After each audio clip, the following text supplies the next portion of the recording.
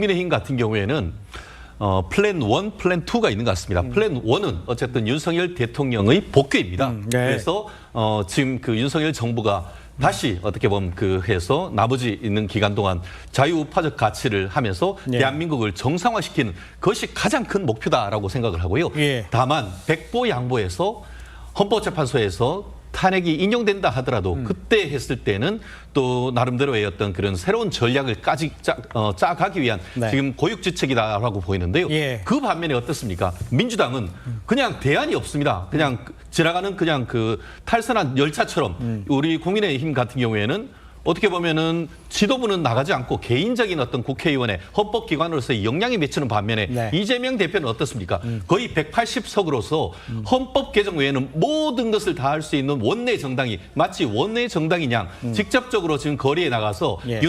이재명 대표가 총동원력을 내리고 그리고 실질적으로 저희 전면에 와서가지고 신속한 파면을 요치는 이것이 과연 가당키나 한 것인지에 대해서는 상당히 비판을 할 수밖에 없는 것 같은데요. 예. 과연 그와 같은 전략이 민주당에서 국민의힘을 지금 걱정하는 것처럼 중도층의 표심에 오히려 그것이 파고들 것인지에 대해서는 저는 오히려 상당히 비판적이고요. 네. 저는 이른바 신윤 4인방 중에 지금 나경원 의원이나 김기현 의원 두 분 다 판사 출신의 법조인입니다. 왜 이 두 분이 한 분은 서울에서의 비강남 그리고 김기현 의원 같은 경우에는 울산에서도 상당히 어떻게 보면 격전을 치러야 되는 그러한 정치적 배경을 있음에도 불구하고 이렇게 전면에 나섰냐.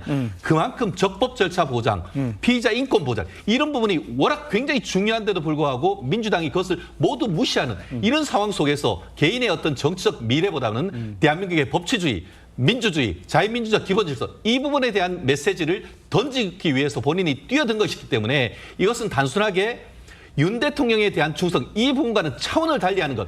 그렇기 때문에 적어도 윤 대통령에 대한 탄핵 이후에 여론이 반전이 되고 예. 윤 대통령에 대한 지지율이 이렇게 올라온 배경에 저와 같은 분들의 노력이 있다고 저는 평가를 합니다. 알겠습니다.